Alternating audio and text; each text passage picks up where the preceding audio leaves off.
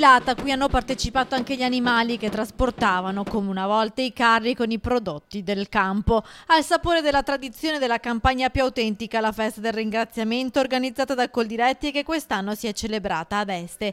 Agricoltori da tutta la provincia di Padova e con loro 30 sindaci hanno trascorso una giornata di festa e di riflessione sul ruolo e il valore dell'agricoltura nel territorio padovano e nel tessuto economico locale. Proprio da qui, come mondo agricolo, cerchiamo di dare quella forza e quello sprint al territorio, essendo e lavorando praticamente a contatto stretto con la natura.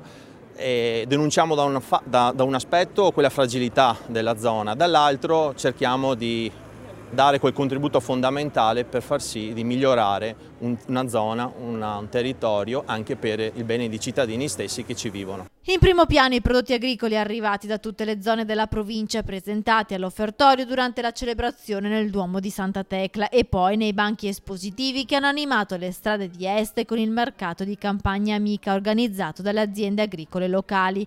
La giornata del ringraziamento è stata anche l'occasione per lanciare un appello per le imminenti elezioni dei consorzi di bonifica il prossimo 15 dicembre, sottolineando l'impegno del mondo agricolo per la salvaguardia della sicurezza idraulica del territorio.